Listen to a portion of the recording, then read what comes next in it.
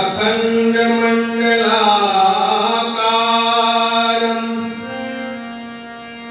व्याप्तमेन चराचरं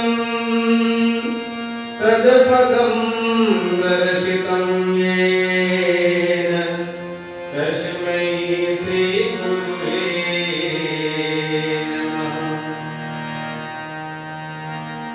भगवती मेरी मातु है,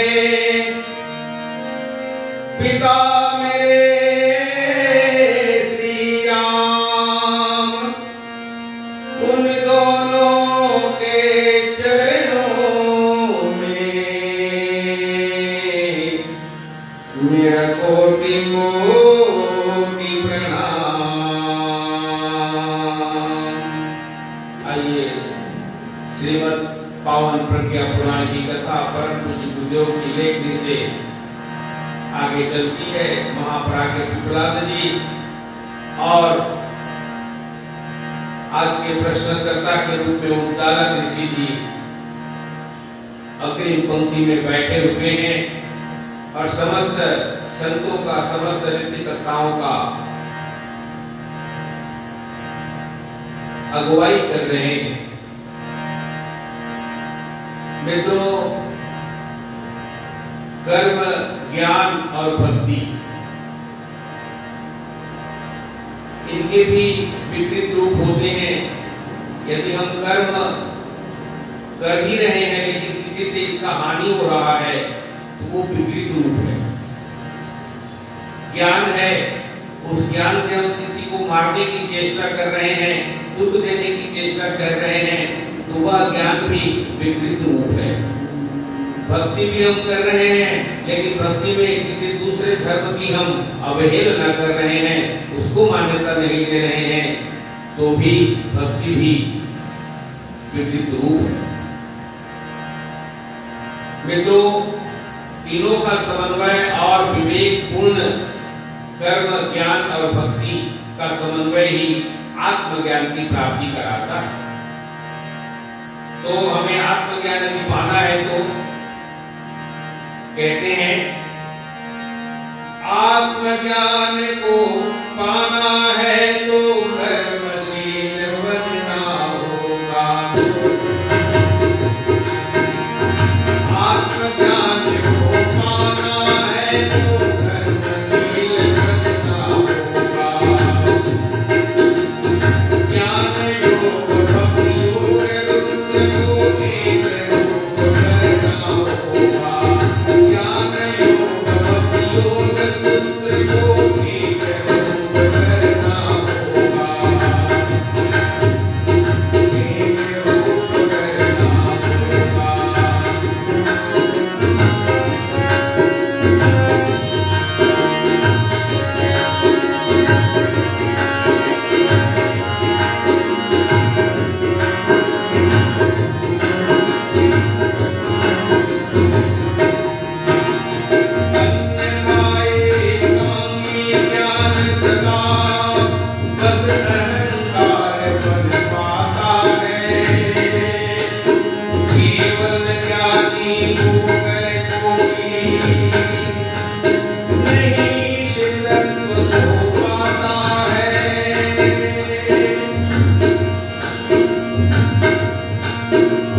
सबसे बढ़ चढ़ कर होता है बस आत्म का ज्ञान, जिससे पाकर बंदे बनता है भगवान, बनता है भगवान, बनता है भगवान। इस श्रेणी में कई लोग आते हैं जिन्हें हम भगवान कहते हैं। गोस्वामी नारायण के हमारे बाबा भी इन्हीं की श्रेणी में हैं। उन्होंने अपने आत्मज्ञान को जगाया, कर्म किया और भगवान की ज्ञान के माध्यम से भक्ति की। जरूरी नहीं है कि हम वेद पुराणों को पढ़ लें और हम ज्ञानी है। ज्ञानी तो जो अपने आत्मा का ज्ञान करे ना, वो ज्ञानी, चाहे वो पढ़ा लिखा हो चाहे ना पढ़ा। तो अब ये देखिए ना, एक कील टेढ़ी है, टेढ़ी, उसको सीधी करनी है। तो सीधी करनी है तो क्या करना है, उसमें बल भी लगेगी, यानी कर्म भी करना पड़ेगा, ठीक है। ज्ञान की भी आवश्यकता है, कैसे पकड़ना है, कैसे उसको सीधा करना है, और साथ ही साथ उसमें मन लगा करके करना हो।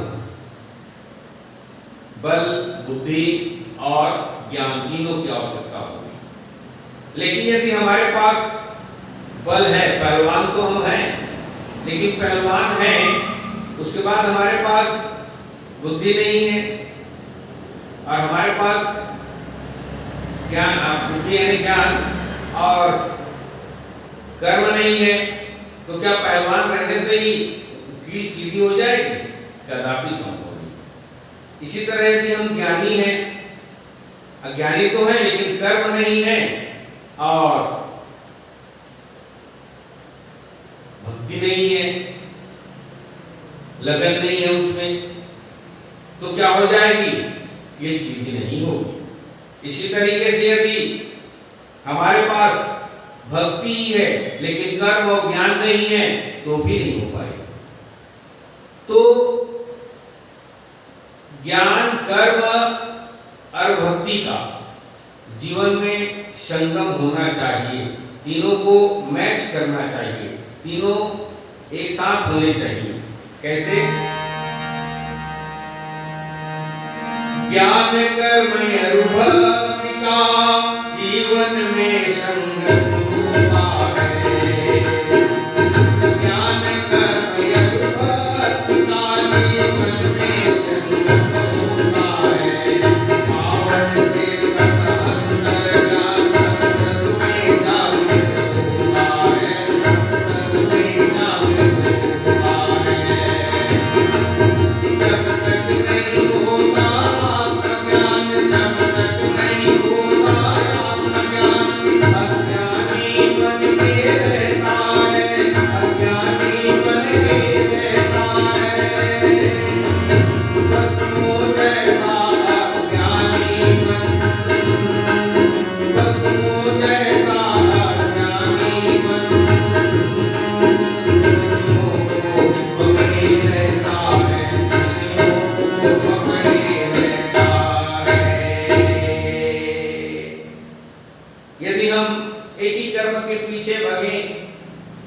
काम नहीं होने वाला है। ज्ञान, कर्म और भक्ति का संगम करना होगा, पावन तीर्थ बनाना होगा, अपने हृदय को पवित्र हृदय बनाना होगा, और जब हम पवित्र हृदय बनाएंगे तभी अंतस में आत्मज्ञान की जागृति होगी।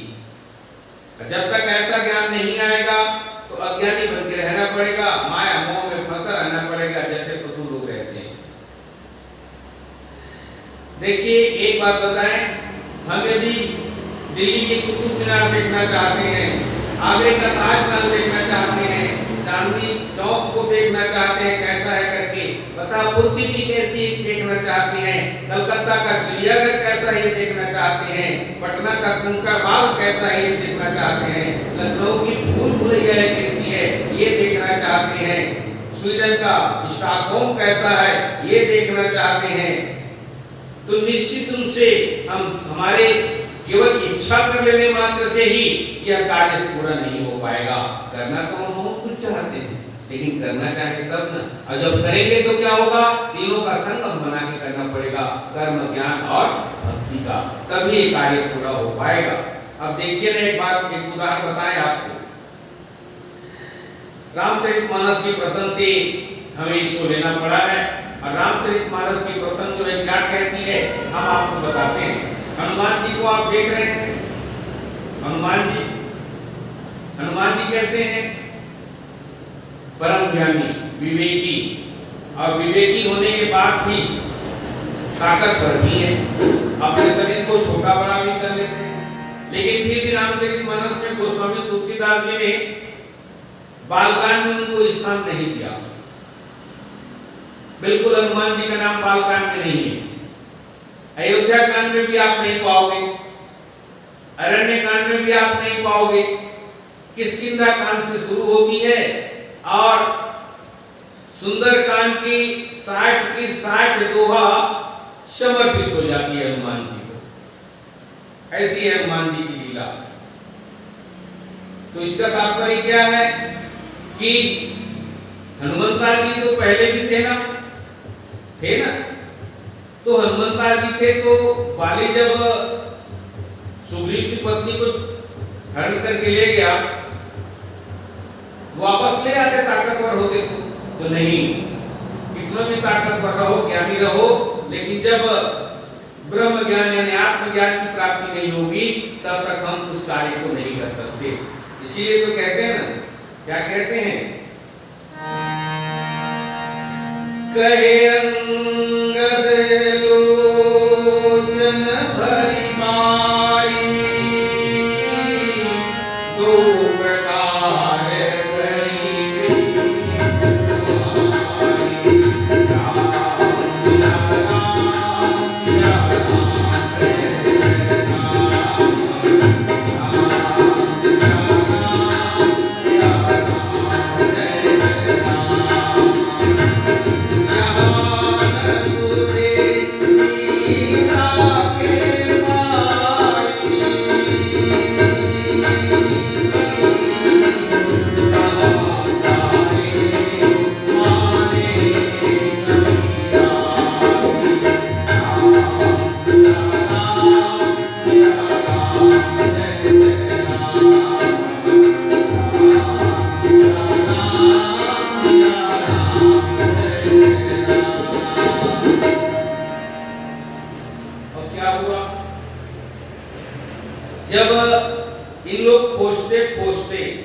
इनको माता सीता की पता लगाने एक दल निकला जिसको भगवान ने चयन किया, लेकिन भगवान का दल वानर भालुओं का चलने लगे, कहीं किसी तरह से इनको पता ही नहीं चला। तब क्या हुआ, इनको खूब प्यास लगी, इस दल को प्यास लगने के बाद हुआ क्या, ये लोग फिर प्रवृत्त हो गए पानी पीने की ओर, क्योंकि प्यास लगी। देखो अभी काम क्या करना है, दिशा कहाँ जा रही है, इनकी भटक रही है दिशा, प्यास लगी तो पानी खोजने लग गए, सीता की खोज को भूल गए, पानी खोजने लग गए। अब पानी कहाँ खोजा, एक खोह था, उस खोह में एक तपस्विनी थी, उसका नाम था स्वयं प्रभा। अब स्वयं प्रभा ने क्या है, ये दिव्या नाम की एक गंधर्वा थी महाराज, दिव्या नाम की एक गंधर्वा, बड़ी रूपवती थी ये भी। इसकी मित्रता एक विश्वकर्मा जी की पुत्री, वो भी रूपवती थी। तो उसने शंकर जी को प्रसन्न करके तप करके उस प्रदेश को प्राप्त किया था, जिस प्रदेश पर आज तपस्विनी स्वयं प्रभा रहती है। उस क्षेत्र को प्राप्त करने के बाद दोनों में मित्रता थी। तो जब रूपवती विश्वकर्मा की पुत्री ब्रह्मलोक गई तो उसने इसको बताया था कि मित्रता के कारण कि देख तू इस क्षेत्र की अब अधिकारिणी है, इस क्षेत्र में रहना, और त्रेता युग जब आएगा तो भगवान राम के सेना लोग सीता को खोजते खोजते वानर और भालुओं का समूह आएगा, तो उनको तुम खूब सम्मान करना, खूब आदर सत्कार करना, और इस तरीके से जब उन्हें तुम सहायता करोगी तो तुम्हारा उद्धार हो जाएगा और तुम अपने पूर्ववत रूप को प्राप्त हो जाओगे। तो वानर भालू वहीं पहुंच गए, पानी पीने का शुरू किया तो कहा कि नहीं रुको, अभी पानी मत पियो। अब तपस्विनी ने फिर अपनी तप की ताकत देखते हुए पहचान लिया कि हाँ ये वही राम की वानर सेना है। तब उन्होंने आज्ञा दी और तब उन्होंने पानी पिया, और पानी पीने के बाद इनको कहाँ जाना है ये तय कर दिया। किसने? स्वयं प्रभा ने। एक सहायता स्वयं प्रभा ने किया। यहाँ पे लोग भटक गए थे पानी पीने, अब ये भी कह सकते हैं कि पानी पीने नहीं जाते तो कहाँ जाना ये भी पता नहीं चलता। तो उस स्वयं प्रभा ने कहा अपने तप के बल से तुम लोग श्री राम जी की सीता मैया सीता को खोजने जा रहे हो, चलिए मैं थोड़ी सी सहायता कर दूं। और उन्होंने सहायता किया, कहा कि आंखें बंद करो सब वानर और भालू, सब लोगों को आंखें बंद करा दिया। और आंखें बंद कराने के बाद जब खोले तो वो अपने आप को एक समुद्र के किनारे पाए। और समुद्र के किनारे पाए ना तो वहां पर अब चर्चा होने लगी। समुद्र के पास आए तो ये समुद्र कोई तालाब थोड़ी है जिसको कोई पार कर ले, कोई नदी थोड़ी है कि कोई पार कर ले, कोई गड्ढा थोड़ी है कि कूद जाए और पार करे। ये तो 100 योजन यानी 400 कोस का समुद्र है भाई। हाँ, सब लोग अपना अपना बल का था बताने लगे, बल का, केवल बल का ना, अभी कर्म करने की बात नहीं आ रही है, न ही भक्ति की बात है, केवल बल की बात बताने लगे। कोई कहा कि मैं इतना पार कर सकता हूँ, कोई कहा कि मैं इतना पार कर सकता हूँ। क्या कहा? जो लांघई सके जो जन साथ,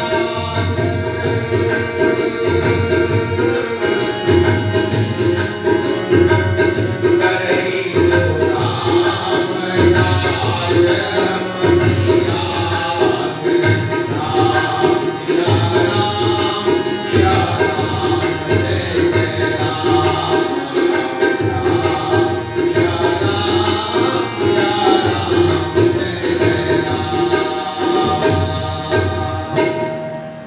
किसी ने शरीर बल का बखान किया, किसी ने मनोबल का बखान किया, किसी ने आत्मबल का बखान किया।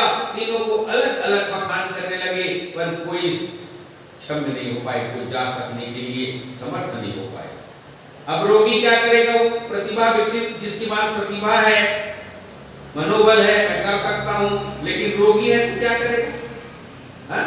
अब जामोन जी बूढ़े थे, अब बूढ़े भला कहीं छलांग लगा सकेंगे? मन तो है कि मैं जाऊं और अपना प्रभाव जमा लूं कि मैं जाकर के सीता जी का खोज करके मैं आऊं, लेकिन बूढ़े हो गए थे। ऐसे ही सुरक्षा से कोई कार्य करना नहीं चाह रहा था, सब अपना अपना खाली बला डाल रहे थे, मैं इतना जा सकता हूं, मैं इतना जा सकता हूं, मैं इतना जा सकता हूं। थकान थी, खोज रहे थे इतने दिन से, करने की क्षमता भी नहीं थी। आप प्रति समर्पित होना पड़ेगा, जिस काम को आप करोगे, आप चाहे प्राण चला जाए तो चला जाए, लेकिन समर्पित होना पड़ेगा उस काम को करने के लिए। तो इसी तरीके से हम देखें कि शरीर और मन स्वस्थ अस्वस्थ रहे। यदि शरीर स्वस्थ है और मन अस्वस्थ है तो भी कोई काम नहीं होगा, और यदि मन स्वस्थ है, शरीर अस्वस्थ है, तो काम हो सकता है आप करना चाहोगे तो। लेकिन यहाँ तो सब अलग अलग बातें कर रहे थे, और अलग अलग बातें करते हुए सब लोग स्वार्थ की बातें कर रहे थे, काम करना नहीं चाह रहा था ना कोई। कैसे? सुरेंद्र मुनि सबकी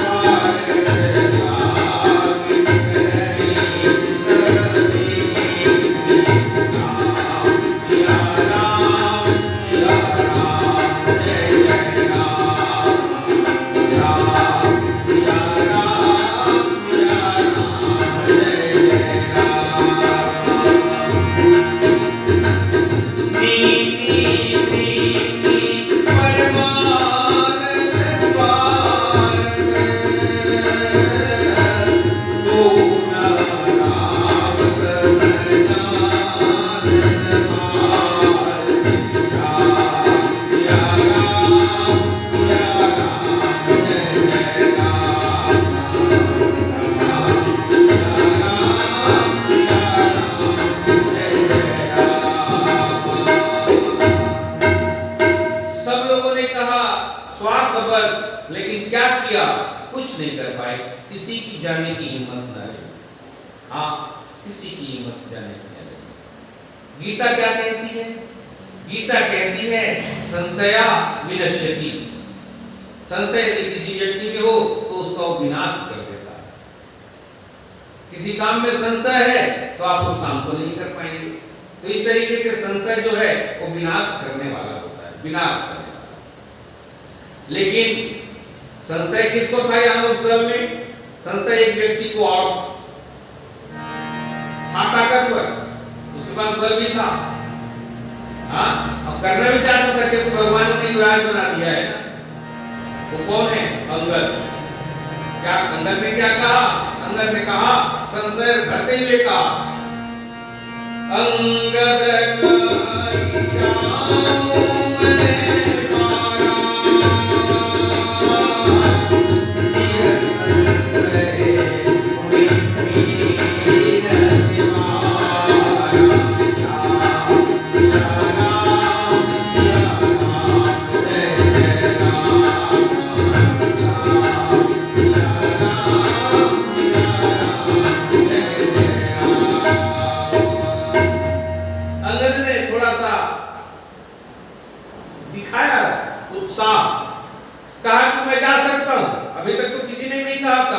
400 कोस है, कोई कहा कि मैं 200, कोई 40, कोई 50, कोई 100, कोई 150, कोई 300, और उतने तक सब चुप रहे।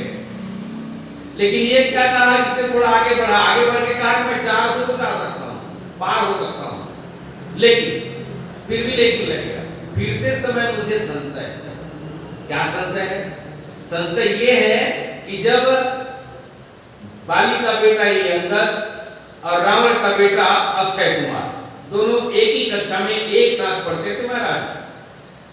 जब एक साथ पढ़ते थे तो बाली अब अपने स्वभाव, बाली का बेटा अपने स्वभाव के कारण थोड़ा सा उत्पात था, ये अक्षय कुमार को बार बार मारा करता था, बार बार, जिससे बड़ा कष्ट था बाप को जो है अक्षय कुमार। वो गुरुजी से कई बार भी शिकायत कर चुका था कि मुझे ये जो अंगद है ना बड़ा तंग करता है, सर जी, गुरुजी इनको आप थोड़ा दंड दीजिए। तो गुरुजी ने एक दंड दे दिया था उसे, अब तू अगर तू मारेगा तो तू जा, अगर उसने तुझे बाल विनोद में भी एक बार मार दिया तो तेरा सिर फट जाएगा, ये गुरुजी ने कह दिया था। ये बात उसको याद हो गई।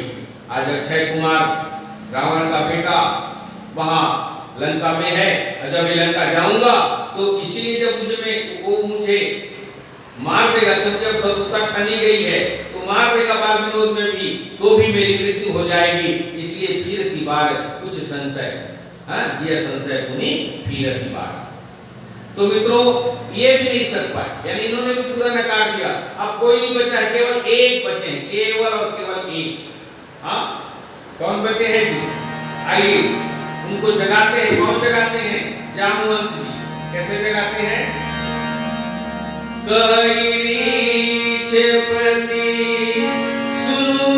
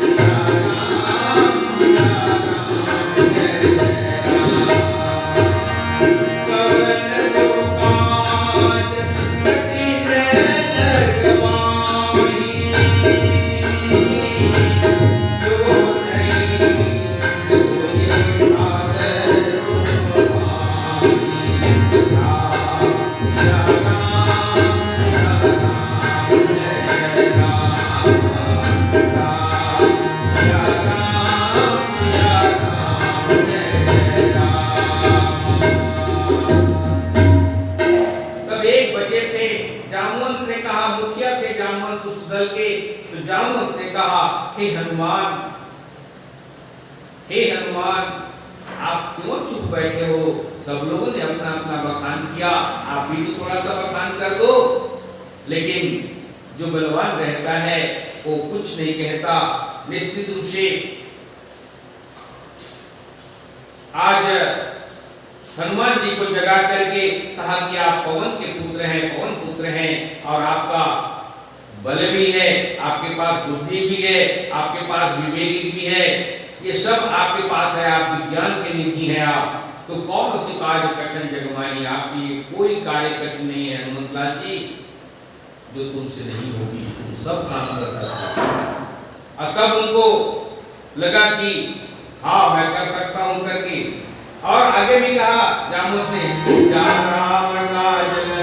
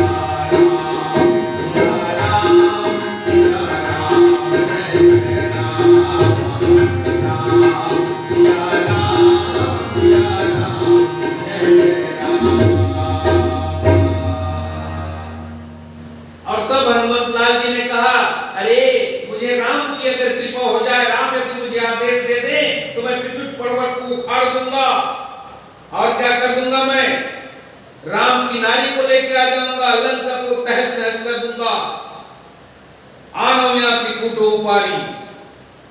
इतनी क्षमता आ गई किसके साथ? भगवान के साथ जुड़ने, ब्रह्म बल से जुड़ने से। ये आत्मा जो है ना और ब्रह्म बल एक दूसरे के पूरक हैं, क्योंकि ये ब्रह्म बल से ही आत्मा बल बना हुआ है। उसे अंशी के हम अंश हैं, उस अंशी के, उस परमात्मा के अंश के रूप में हम आत्मा है, जुड़ा हुआ है, कनेक्टिव है, लगा हुआ है कनेक्शन। लेकिन उस कनेक्शन को हम लोग कट कर देते रहते हैं, वहां तक नहीं पहुंचना चाहते, इसीलिए हमको ये प्राप्त नहीं होता। आज हनुमत लाल जी ने जो किया वो सब कर सकते हैं, परम पूज्य गुरुदेव ने क्या किया? यही तो किया। इनके पास ज्ञान थी, बुद्धि था, उस ज्ञान और बुद्धि का उपयोग कहाँ लगाया? ब्रह्म बल की प्राप्ति की ओर लगाया। तो क्या किया? ब्रह्म बल की प्राप्ति की ओर लगाने के लिए कर्म क्या किया? रात को 1 बजे से उठ करके फिर रात्रि के 10 बजे तक 1 सेकंड और 1 मिनट के लिए भी अपने समय को व्यर्थ नहीं जाने देते। कितना कर्म करते थे। कोसमनारायण के बाबा भी यही कर्म करते हैं, किसी से मिलते जुलते भी नहीं है, रात को थोड़ा सा विश्राम करते हैं, थोड़ा सा किसी से मिलने का क्रम बना के रखा है बाबा जी ने। तो समय अगर आपके पास बेकार बकार की बात करने की, व्यर्थ समय गुजारने की अगर हो तो आप उसको प्राप्त नहीं कर सकते। हाँ, तो गुरुदेव ने भी यही किया, अपने कर्म, भक्ति और ज्ञान को उस परम ब्रह्म परमेश्वर को प्राप्त करने के लिए लगा दिया। और स्वयं गायत्री गुरुदेव हैं, और गुरुदेव गायत्री हैं, साक्षात महाकाल हैं, साक्षात श्री राम हैं, साक्षात श्री कृष्ण। क्या कहूं मैं आपको। और फिर वही भूल कर रहे हैं हम लोग, पहचान नहीं पा रहे हैं, जगाना पड़ रहा है। और गायत्री परिवार के प्रज्ञा पुत्र आप सब लोगों को कथा के माध्यम से यही बात लगा रहे हैं कि आ जाइए गुरुदेव के साथ में। तो गुरुदेव के साथ आप आ जाओगे, गुरुदेव के साथ आ जाओगे तो क्या हो जाएगा? हम सब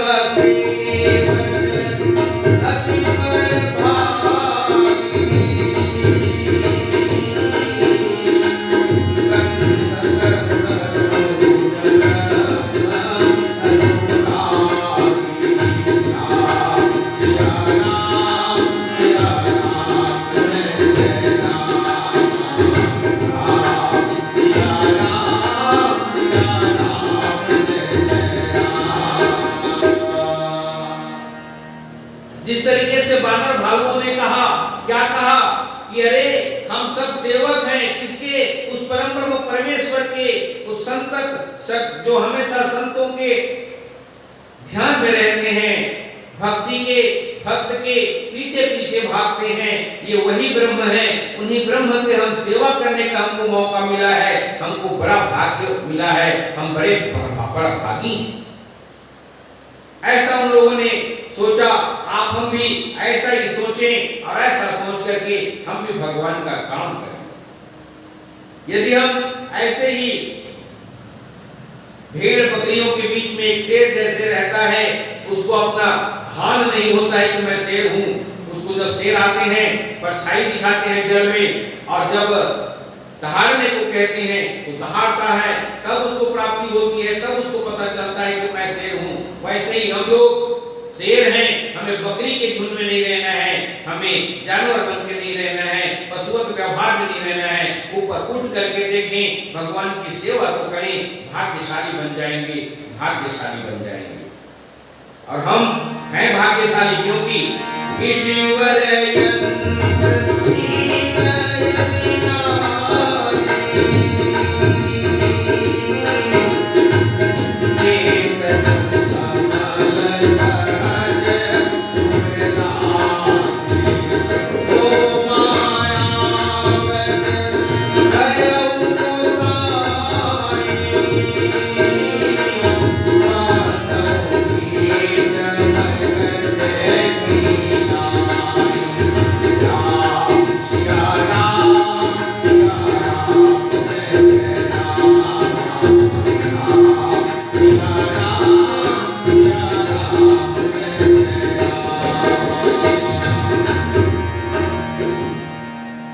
मित्रों, अंगद ने तो यहां तक के कह दिया था। क्या कह दिया था अंगद ने?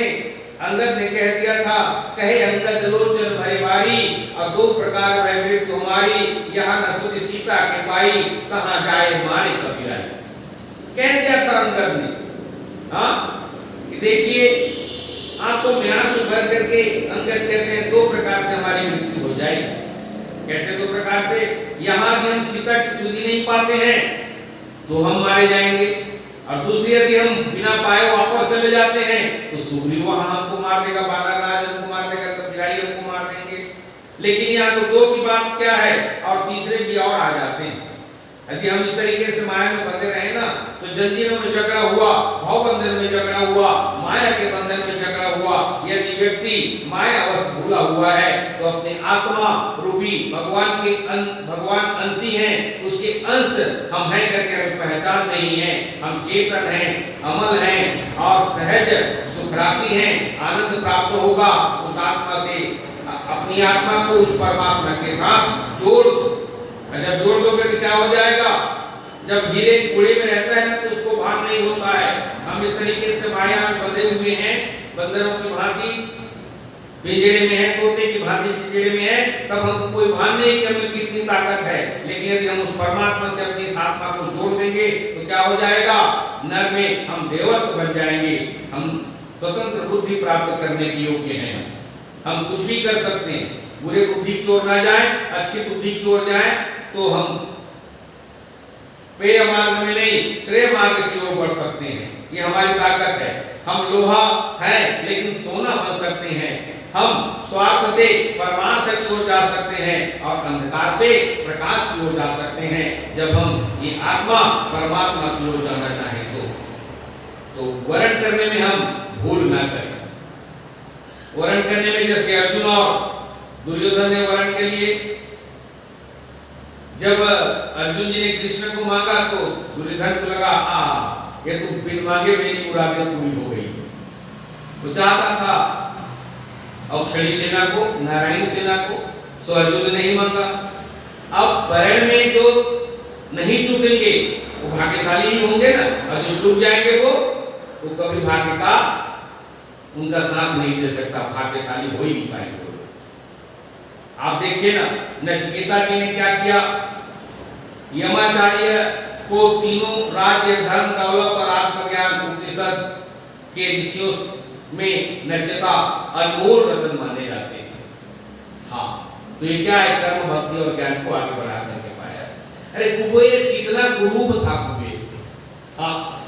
इतना कुरूप था। और ये पुलस्त्य का नाती था और विश्रवा का पुत्र था, लेकिन इतना कुरूप था कि इसे कोई पसंद ही नहीं करता था। लेकिन उसने अपने आत्मज्ञान की पात्रता को बढ़ाया, विकसित किया और आत्मज्ञान से परमात्मा को पाने की चाह रखी। तो वह स्वर्ग में धन का अकाउंटेंट बन गया। मान के चलिए अकाउंटेंसी उनके पास आ गई। तो क्या है, आप कुछ भी कर सकते हैं। हमारे पास जैसे मृगा के पास कस्तूरी है नाभि में, और वो उसको खोजते खोजते जंगल खोजते रहता है। क्या कभी मिलेगी उसको? नहीं मिलेगी। मित्रों, इसी प्रकार हमारे पास यही कस्तूरी है और हम उसे खोजने काशी, मथुरा, न जाने कहां कहां ढूंढ रहे हैं। पूजा पाठ आदि आदि नहीं, आप अपने अंतर की आत्मज्ञान को जगाओ तो भक्ति भी जाग जाएगी, कर्म भी आपके पास करने की क्षमता आ जाएगी और ज्ञान भी आपको प्राप्त होने लगेगा। तो कैसे कहते हैं?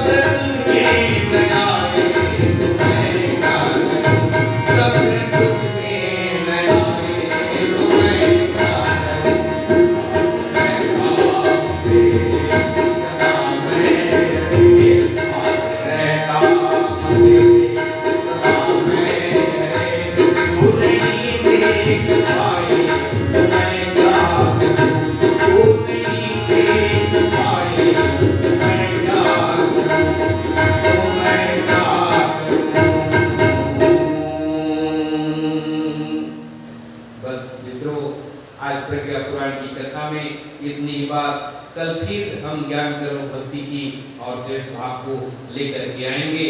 तब तक आप सबके चरणों में पुनः प्रणाम करते हुए आप सबकी आशीर्वाद की अपेक्षा लेकर के हम विश्वस्त हो रहे हैं। बोले श्रीमद् पावन प्रज्ञा पुराण की जय, श्याम रामचंद्र की जय, वृंदावन बिहारी लाल की जय, उमापति महादेव की जय, पवन सुत हनुमान लाल की जय, बोले गायत्री माता की जय, परम पूज्य गुरुदेव की जय, वंदनीय माता जी की जय। हर हर महादेव।